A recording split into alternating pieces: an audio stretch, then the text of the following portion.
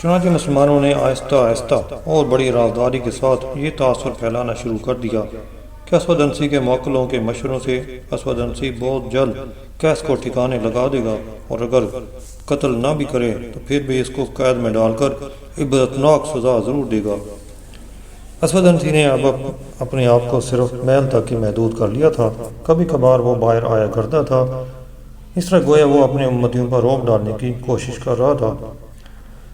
اس نے اب تمام طرح احکامات بھی محل سے ہی جاری کرنا شروع کر دیے تھے۔ اس کو محل سے باہر آنے کی کوئی خاص ضرورت بھی نہیں تھی، کیونکہ پورا یمن ہی اس کے زیر نگین آ چکا تھا۔ کسی بھی سرحد پر جنگ کی صورتحال نہ تھی۔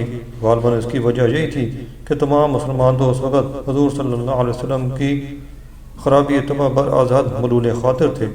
دوسری طرف یہ بات بھی اہمیت کی حامل تھی کہ اس کو اس کے موکل بھی اس کے خلاف ہونے والی سازشوں سے آگاہ کر دیا کرتے تھے، یعنی مسلمان جب بھی قیس یا فیروز اور اس کے بھائی کے ساتھ اسود کے خلاف باہمی مشاورت کرتے تو اس کی خبر جلد ہی اسود انسی کو ہو جایا کرتی تھی۔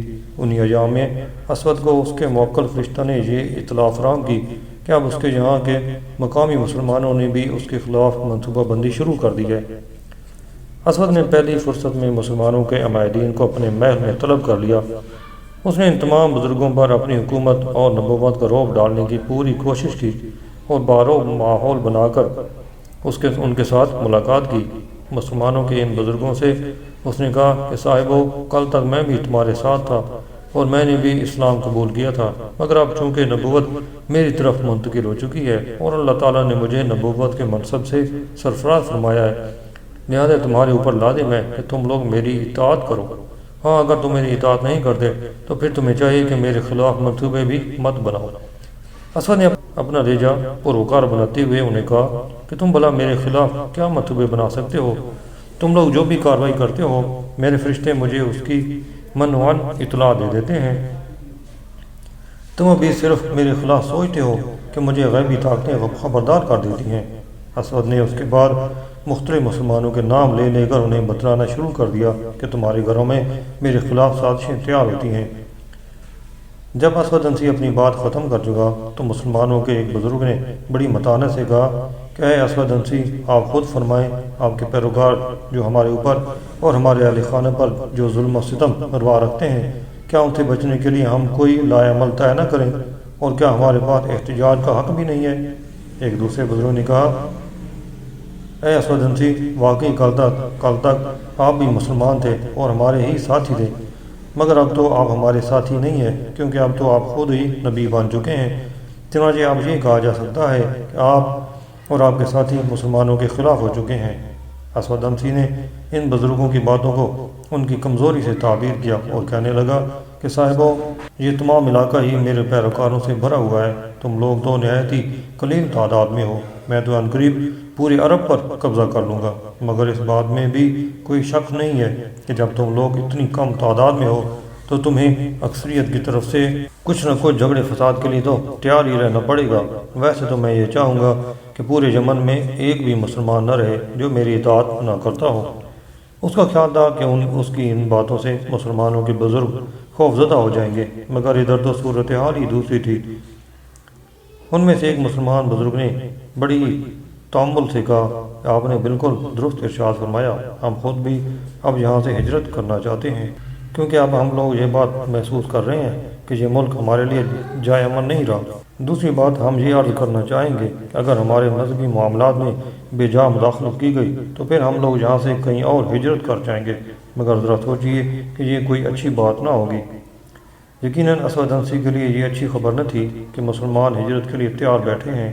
اس نے چاپلوسی کے انداز میں کہنا شروع کیا، صاحبوں اور دانشوروں، میں نے قطعاً اپنی طرف سے نبوت کا دعویٰ نہیں کیا، مجھے تو اللہ نے کہا کہ میں یہ اعلان کر دوں، میری نبوت پر یقین کرو اور پورے اعتماد کے ساتھ مجھ پر ایمان لے آؤ۔ ذرا ٹھہر کر اس نے کہا، تمہیں شاید میری بات کی سمجھ نہیں آ سکی ہے، میں نے یہ کہا تھا کہ پورے یمن میں ایک بھی مسلمان نہیں رہنے دوں گا، تو اس کا یہ ہرگز مطلب نہ تھا کہ تمام مسلمانوں کو قتل کر دوں گا، بلکہ میرا مطلب تو یہ تھا کہ تمام مسلمان ہی مجھ پر صدق دل سے ایمان لے آئیں گے۔ ویسے اگر میں تم لوگوں کو قتل کروانا چاہوں تو کیا یہ کوئی مشکل کام ہے؟ تم لوگ جس قدر کم تعداد میں ہو، صرف چند یوم میں ہی تم لوگوں کا خاتمہ ہو جائے گا۔ کیا تم لوگ یہ خیال کرتے ہو کہ میں تم لوگوں سے خوفزدہ ہوں؟ نہیں، میں ہرگز تم لوگوں سے خوفزدہ نہیں ہوں۔ مجھے تو تم لوگوں پر بری طرح سے ترس آتا ہے۔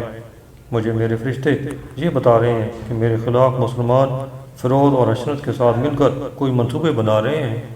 ان میں سے چند ایک تو میرے سپہ سالار سے بھی رابطہ کر چکے ہیں۔ کیا میں ان سب باتوں سے بے خبر ہوں؟ مگر میں نے ابھی تک تم لوگوں کے خلاف کوئی بھی قدم نہیں اٹھایا۔ میں پہلے تم لوگوں کو صرف انتباہ کرنا چاہتا ہوں، اور اس کے باوجود بھی تم لوگ اپنی حرکتوں سے باز نہ آئے تو پھر تمہارا ہی بہت ہی برا حشر ہوگا۔ اب تم لوگ اپنے گھروں کو جاؤ اور میری باتوں پر اچھی طرح غور و فکر کرو۔ مسلمانوں کے عمائدین اس کی اجازت کے بعد اپنے گھروں کو چلے گئے، مگر یہی سوچتے رہے کہ اب ایسی بدترین صورتحال میں انہیں کیا لائے عمل اختیار کرنا چاہیے۔ ان میں سے چند ایک نے باہم مشورے کے بعد قیس کے ساتھ ملاقات کرنے کا فیصلہ کیا۔ یہ ملاقات بھی رازدارانہ انداز میں ہونا تھی۔ قیس کے ساتھ جب ان کی ملاقات ہوئی تو انہوں نے قیس سے کہا کہ اے قیس، آپ کو کچھ اپنے بارے میں بھی خبر ہے؟ قیس نے حیران ہو کر کہا، نہیں، مجھے تو قطعاً علم نہیں ہے، کچھ آپ ہی فرمائیے۔ آج آپ کی ملاقات اسود عنسی کے ساتھ طے تھی، فرمائیے آپ کی ملاقات کیسی رہی؟ انہوں نے قیس سے کہا، اے محترم سپہ سالار، عنقریب آپ کا خاتمہ ہونے والا ہے۔ ہمیں تو یہ اطلاع ملی ہے کہ عنقریب اسود عنسی آپ کو قتل کروا دے گا اور آپ کی جگہ عامر بن معدی کرب کو سپہ سالار اور وزیر اعظم کے عہدے دے گا۔ آپ نے بھی کچھ اس کے متعلق فیصلہ کیا ہے کہ اپنے خلاف کارروائی کا انتظار کر رہے ہیں؟ ہم تو اب آپ جیسے عظیم شخص کے لیے بے حد متفکر ہیں۔ ان کی یہ باتیں سن کر قیس کی تو ہوائیں اڑ گئیں۔ اس نے بڑی بے بسی اور لاچاری سے کہا، میرے بزرگوں، میں اب کیا کروں؟ چونکہ میں اسود عنسی کا سپہ سالار ہوں اور اس لحاظ سے میں تو اس کے خلاف کوئی بھی قدم نہیں اٹھا سکتا۔ آپ تو جانتے ہیں کہ اگرچہ پوری فوج میرے ہی حکم پر چلتی ہے، مگر پوری فوج اسود عنسی کی پیروکار بھی ہے۔ اب آپ خود خیال فرمائیں کہ وہ میرا کوئی بھی ایسا حکم نہیں مانے گی جو کہ اسود عنسی کے خلاف ہو۔ دوسری طرف یہ بات بھی آپ کے ذہن میں ہو کہ محل میں اس کے خلاف کچھ نہیں ہو سکتا، کیونکہ وہاں تو قدم قدم پر اس کے محافظ موجود ہیں۔ ان بزرگوں میں سے ایک نے کہا، اے عظیم سپہ سالار، یہ بات تو آپ کی بالکل درست ہے، مگر جناب ہمیں کچھ تو آخر کرنا ہی پڑے گا۔ ہمیں تو محل میں داخلے کی اجازت اس وقت ہی ملتی ہے جب اسود عنسی ہمیں خود طلب کرتا ہے، مگر آپ تو کسی وقت بھی محل میں آ جا سکتے ہیں۔ آپ تو یہ کام بڑی آسانی کے ساتھ کر سکتے ہیں۔ یہ آپ کیسی بات فرما رہے ہیں؟ مجھے تو محل میں داخل ہونے کے لیے کئی گھنٹوں تک انتظار کرنا پڑتا ہے، پھر کہیں جا کر شرف باجا بھی ملتا ہے۔ واقعی وہ وقت بھی تھا کہ جب میں بلا روک ٹوک محل میں آ جا سکتا تھا، مگر اب تو خود مجھے اپنے آپ سے شرم آنے لگی ہے۔ قیس نے ان سے کہا، اے عظیم سپہ سالار، ہمیں تو یہ بھی معلوم ہوا ہے کہ اسود عنسی کے پاس فرشتے اور موکل بھی آتے رہتے ہیں جو کہ اس کو ہر قسم کی خبریں پہنچاتے ہیں۔ ہمیں تو یقین ہے کہ وہ اس طرح تہم پرستی پھیلا رہا ہے، ورنہ اس میں تو کوئی بھی صداقت نہیں ہے۔ اصل میں بات محض اس قدر ہے کہ اس نے اپنے جاسوس ہر طرف پھیلا رکھے ہیں جو اس کو پل پل کی خبریں پہنچاتے ہیں، اور وہ کہہ دیتا ہے کہ اس کو یہ خبریں فرشتے اور موکل پہنچاتے ہیں۔ ایک مسلمان بزرگ نے قیس سے کہا، نہیں جناب عالی، آپ کو غلط فہمی ہوئی ہے، اس کے پاس واقعی کوئی موکل یا فرشتہ ہے، کیونکہ اس کو ان باتوں کی بھی خبر ہو جاتی ہے جو ہم لوگ بالکل خفیہ کرتے ہیں۔ حد تو یہ ہے کہ جو باتیں میں فیروز اور اس کے بھائی کے ساتھ کرتا ہوں وہ بھی اس تک پہنچ جاتی ہیں، حالانکہ وہاں ہمارے علاوہ چوتھا شخص کوئی نہیں ہوتا۔ قیس نے بڑی سنجیدگی سے کہا۔ اسی قسم کی باتوں سے یہ خفیہ ملاقات بھی اختتام پذیر ہو گئی، مگر اس میں کچھ بھی طے نہ ہو سکا کہ آخر اسود عنسی سے کس طرح چھٹکارا پایا جائے۔ مسلمانوں کو تو صرف اپنے دین کی فکر تھی، مگر قیس کو اپنی جان کی بھی فکر تھی، کیونکہ ہر طرف سے ملنے والی اطلاعات نے اس کو یہ یقین دلا دیا تھا کہ عنقریب اس کو قتل کر دیا جائے گا۔ چنانچہ وہ اب یہی سوچتا تھا کہ اس سے پہلے کہ اسود عنسی اس کا خاتمہ کرے، وہ خود ہی اس کو جہنم واصل کر دے۔ ایک روز پھر قیس کی چند مسلمانوں کے ساتھ ملاقات ہوئی۔ انہوں نے اس سے پوچھا کہ بتلاؤ، تم نے اسود عنسی سے اپنا پیچھا چھڑانے کے لیے کیا تدبیر اختیار کرنے کا فیصلہ کیا ہے؟ تو اس نے کہا کہ میں تو کوئی بھی فیصلہ نہیں کر پا رہا، کیونکہ میں جس کے ساتھ بھی ملاقات کرتا ہوں اس کی اطلاع موکل اسود عنسی تک پہنچا دیتے ہیں۔ انہوں نے اس سے پوچھا، اچھا یہ تو بتلاؤ کیا اسود عنسی کی بیوی آزاد بھی اس کے خلاف ہے یا نہیں؟ کیسے انہیں بتایا کہ ہاں وہ بھی اسود کے شدید مخالف ہے۔ ان مسلمانوں میں سے ایک نے کہا کہ ایسے سالار اعظم، آپ یہ کیوں نہیں سوچتے کہ اگر واقعی اسود انسی کے پاس موکل یا فرشتہ آتا ہو تو پھر یقیناً اسے آزاد کے بارے میں بھی ضرور اطلاع مل جائے، مگر آپ یہ کہتے ہیں کہ اس نے کبھی آزاد کا نام نہیں لیا کہ آزاد بھی اس کے خلاف سازش میں مصروف عمل ہے۔ ہم نے بھی یہی سنا ہے کہ فیروز اور اس کا بھائی دیگر مسلمانوں کے ساتھ مل کر اس کے خلاف سازشوں میں مصروف ہیں۔ کبھی کبھار وہ آپ کا نام بھی لیتا ہے، مگر اس نے کبھی آزاد کے متعلق تو بات نہیں کی۔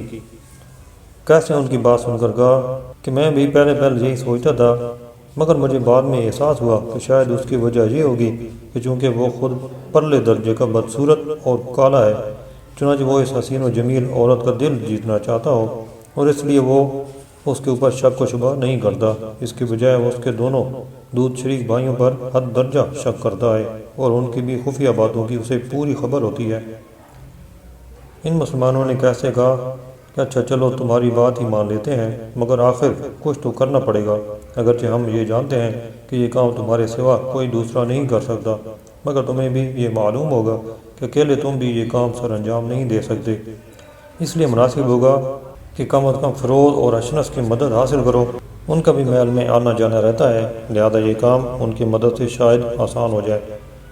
یہ بات قیس کے سمجھ میں بھی آ گئی کہ واقعی یہ کام صرف طاقت اور بہادری سے ہی سر انجام نہیں پا سکتا، بلکہ اس کے لیے بے پناہ ذہانت بھی درکار ہے۔ قیس نے اب یہ کوششیں شروع کر دیں کہ کسی طرح اس کی ملاقات بالکل تنہائی میں فیروز اور اس کے بھائی کے ساتھ ہو جائے۔ وہ یہ بھی چاہتا تھا کہ جب ان تینوں کی ملاقات ہو تو اس دوران وہاں پر چوتھا فرد کوئی نہ ہو۔ چند دن اس نے اسی ادھیڑ بن میں گزار دیے، مگر اس کی ملاقات ان دونوں بھائیوں سے نہ ہو سکی۔ پھر ایک روز گویا قدرت اس پر مہربان تھی کہ صنعا شہر کے حدود سے باہر واقع ایک باغ میں اس کی ملاقات ان دونوں بھائیوں سے ہو گئی۔ یہ بھی اتفاق تھا کہ اس باغ میں اس وقت اور کوئی بھی نہ تھا، چنانچہ ان تینوں کو کھل کر باتیں کرنے کا موقع مل گیا۔ فیروز نے قیس سے پوچھا کہ اے قیس، کیا آپ نے اسود سے چھٹکارا حاصل کرنے کا کوئی منصوبہ بنایا ہے؟ تو وہ بے بسی کے ساتھ کہنے لگا کہ جناب فیروز، میں تو ایک سپاہی ہوں جس کا کام لڑنا ہوا کرتا ہے، یہ منصوبہ بندی تو ہمارے بس کی بات نہیں۔ ہمیں تو آپ یہ فرمائیے کہ کہاں تلوار چلانی ہے تو ہمیں آپ کسی سے پیچھے نہ پائیں گے، مگر کسی بھی قسم کی منصوبہ بندی تو ہمارے لیے ممکن نہیں۔ یہ تو بڑی ہی سمجھ بوجھ کا اور قوت برداشت کا کام ہے۔ مجھے تو اپنی زندگی کے بچنے کی امید صرف آپ دونوں سے ہی وابستہ ہے۔ ان دونوں بھائیوں نے کیسے متفقہ طور پر کہا کہ جو کچھ بھی ہم کرنا چاہتے ہیں وہ کسی بھی طرح صرف ہمارے ہاتھوں ممکن نہیں ہے۔ ہمیں ہر صورت شہر بن بازان کی بیوہ آزاد کی مدد کی ضرورت درکار ہے۔ میرا خیال یہ ہے کہ آزاد کے ساتھ اس سلسلہ میں ضرور بات کرنی چاہیے۔ اس کے لیے ضروری ہے کہ اشنس محل میں جائے اور اس کے ساتھ بات کرے کہ اس کو کیسے کیفر کردار تک پہنچایا جائے۔ اشنس چونکہ مسکین صورت ہے، اس لیے اس پر کسی کو بھی شک نہیں گزرے گا۔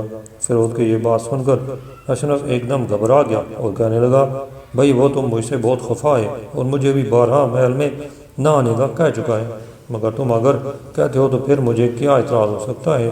یہ کام بھی تو آخر ہمیں ہی کرنا ہے۔